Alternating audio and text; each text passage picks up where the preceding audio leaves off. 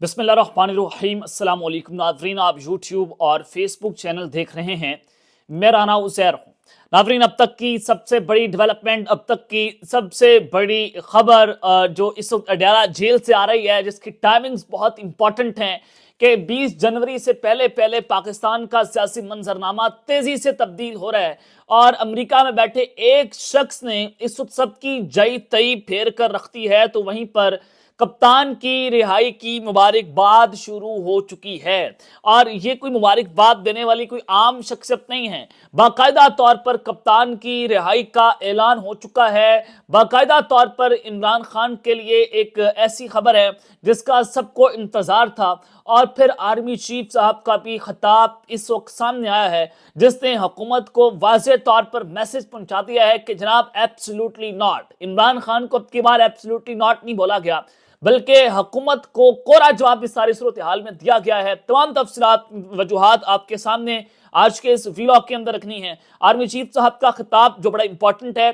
उसकी टाइमिंग्स, फिर इमरान खान साहब की स्टेटमेंट्स, वो सारा कुछ मैंने आपके सामने आज डॉट से डॉट्स कनेक्ट करने हैं। और फिर दूसरी जानिब जनाब जो इंटरव्यू वायरल हुआ है वो भी बहुत इंपॉर्टेंट है, जिसने जो जाली सरकार है उसके सारे के सारे बयानियों को उड़ा कर रख दिया है, उसके सारे बयानियों को तबाह बर्बाद कर दिया है। अडयाला जेल से क्या खबरें, तमाम डिटेल्स आपको आज के इस व्लॉग के अंदर मिलनी है। लेकिन आगे बढ़ने से पहले आप सबसे दरख्वास्त की चैनल को जरूर सब्सक्राइब कर लें, बेल आइकन दबा दें, आने वाली तमाम तर अपडेट्स आपकी खिदमत में बर वक्त पेश होती रहें। नाज़रीन, आपने सुपरस्टार सिंगर सिद्धू मूसेवाला जो है उसके गाना ये सुना होगा कि नित कंट्रोवर्सी ग्रेट मिलूगी, धर्मा दे नाल ते डिबेट मिलूगी, सच बोलेगा तो मिलू 295 करेगा तरक्की पुत हेट मिलूगी। और आप आस पास नजर दौड़ाएं तो आपको ये सारा कुछ होता हुआ मिलेगा कि इस वक्त एक शख्स जिसको आपने मौत के घाट उतारने की मुकम्मल तौर पर कोशिश कर ली, आपने सब कुछ जो है वो उसको दबाने की कोशिश कर ली, उसकी पार्टी तोड़ दी, सब कुछ कर लिया,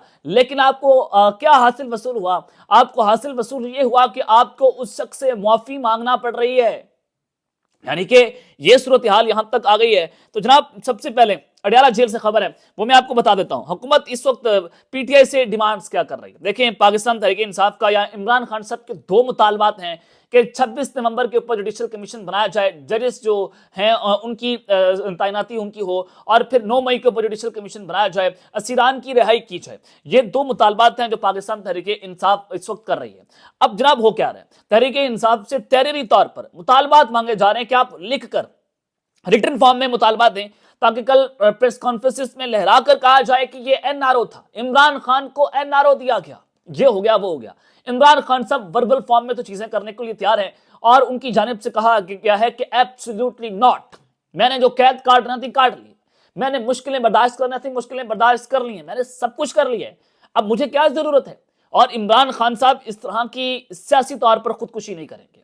मुज़ाकराती कमेटियां अगर बिलफर्ज फैसला कर भी लें, उनके पास इख्तियार नहीं है फैसला करने का, जो इमरान खान की मुज़ाकराती कमेटी है, और ना ही ये मुज़ाकराती कमेटियां कोई बड़ा फैसला करेंगी।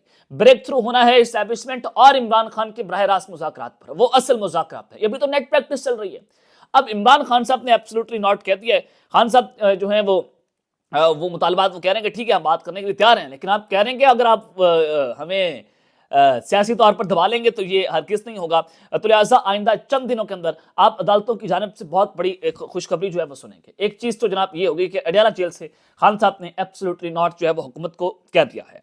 अब दूसरी चीज़ क्या, दूसरी चीज़ है वो इंटरव्यू आना। देखें, रिचर्ड ग्रेनल के ट्विटर अकाउंट पर बड़ा बयानिया आपने बनाया कि फेक अकाउंट है जनाब, उसने ये कर दिया, रिचर्ड ग्रेनल झूठ बोलता है, आपने उसके खिलाफ कैंपेन चलवा ली जियो न्यूज़ को इस्तेमाल करके, कुछ आपके हाथ नहीं लगा क्योंकि दबाव बहुत बढ़ गया।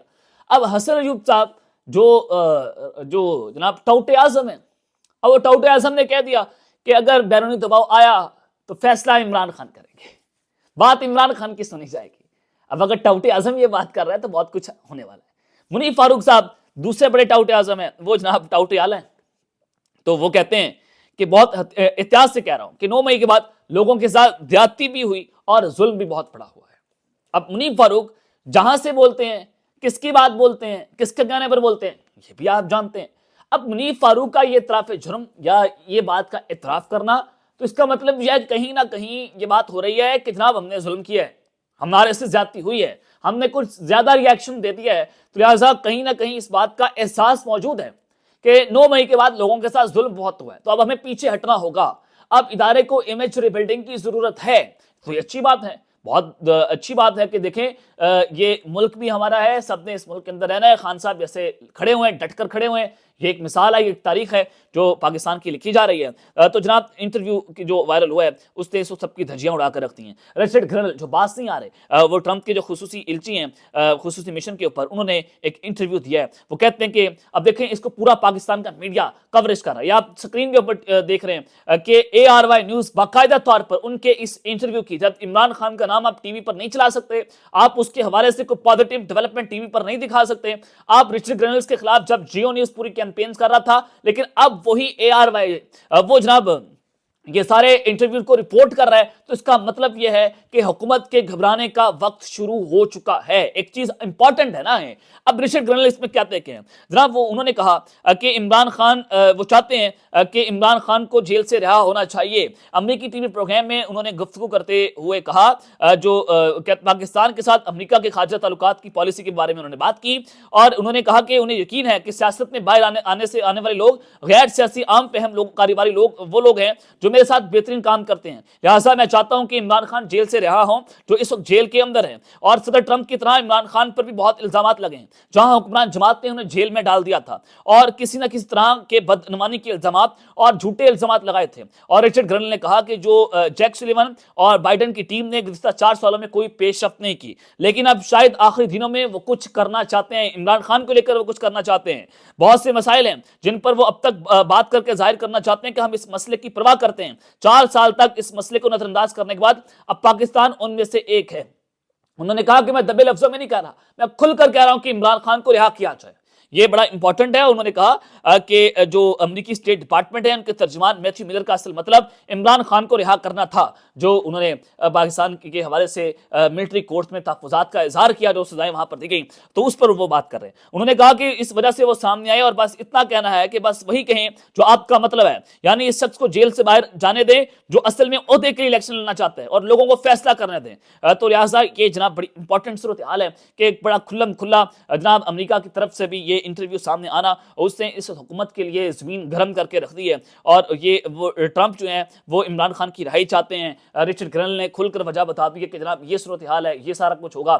تو اب یہاں سے آپ کو اندازہ ہو جانا چاہیے کہ چیزیں بہت ہی زیادہ امپورٹنٹ, بہت زیادہ فائنل اوور میں جناب داخل ہو گئی ہیں. اب حکومت اتنی خطرناک سچویشن کے اندر ہے کہ نہ اب حکومت کو NRO مل رہا ہے, نہ کسی اور کو NRO مل رہا ہے, نہ اب عمران خان کو جیل میں رکھ سکتے ہیں. اور یہی وجہ ہے کہ جو القادر ٹرسٹ کیس کا فیصلہ سموار کو آنا تھا, ہماری عدالتوں کا اب یہاں سے اندازہ لگا سکتے ہیں کہ انہوں نے وہ فیصلہ ڈیلے کر دیا کیونکہ مذاکرات چل رہے ہیں. کیونکہ چیزیں جناب آپ خان کو سزا دیں گے, پھر اوپر سے مزید پریشر آ جائے گا. آپ آلریڈی جو ملٹری کورٹ کی سزائیں دے کر آپ اپنے پاؤں پر کلہاڑی چلا چکے ہیں. ظاہر ہے یورپی یونین کا اس پر ریاکشن آیا, اس پر برطانیہ کا ریاکشن آیا, امریکہ کا ریاکشن آیا, اقوام متحدہ کا ریاکشن آیا.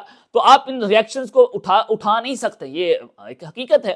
تو خیر جناب اب آرمی چیف صاحب کا خطاب بھی سامنے آیا, بڑا امپورٹنٹ ہے اور بڑے اچھے بڑے ہی عرصے کے بعد ٹھنڈی ہوا کا جھونکا ملنا نظر آیا ہے. تو army chief general Asif Munir نے آج جو خطاب کیا وہ کہتے ہیں کہ آئیں پاکستان کو قائد کے اصولوں کے مطابق پرامن ملک بنانے کا عزم کریں.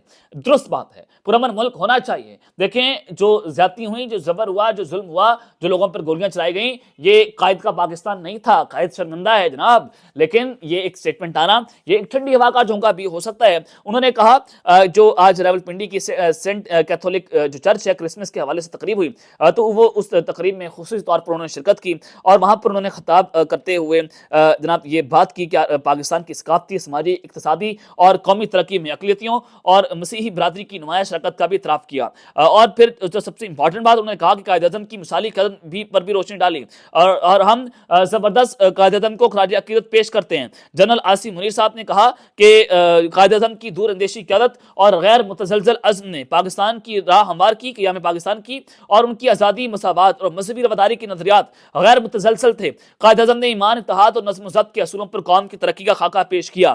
لیکن جناب وہ کہتے ہیں کہ آج بھی قوم کو چیلنج سے نمٹنے کے لیے قائد رہنمائی فراہم کرتا ہے. آئیں پاکستان کو قائد کے اصولوں کے مطابق پرامن ملک بنانے کا عزم کریں. آئیں, لیکن کیا حکومت کو پیغام ہے؟ یہ چیزیں بہت امپورٹنٹ ہوتی ہیں، آپ نے اس میں سے ترجمے نکالنے ہوتے ہیں، آپ نے ان میں سے لائنز کو نکالنا ہوتا ہے کہ جناب قائد کا پاکستان کیسا تھا؟ قائد کا پاکستان ویسا تھا کہ آپ اس ملک میں تمام لوگوں کو برابر حقوق حاصل ہیں، سب کے گھروں کی چادر اور چار دیواری کا تقدس اتنا اہم ہے جتنی ہماری کسی اور بلڈنگ کا تقدس اہم ہے، جس پر آپ جو انٹچیبل ہے۔ تو یہ امپورٹنٹ چیزیں ہیں جناب، یہ ٹھنڈی ہوا کا جھونکا بھی ہے، اور یہ حکومت کے لیے پیغام ہے، کسی اور کے لیے پیغام نہیں ہے کہ جب آپ نے ملک کو بنانا ریپبلک، آپ نے کینگرو کورٹس بنا دی، آپ نے جناب ظلم جبر تشدد سب کچھ کر لیا، اور جب آپ فارم 47 کی الاسٹک پہن کر بیٹھے ہوئے ہیں، جب آپ کے پاس مینڈیٹ نہیں ہے، جب آپ ملک کو تباہ و برباد کر رہے ہیں، کرپشن کر رہے ہیں، تو جناب یہ قائد کا پاکستان نہیں ہے۔ اب وہ قائد کے پاکستان کی جب بات کر رہے ہیں تو آپ اس میں سے ڈگپ کریں،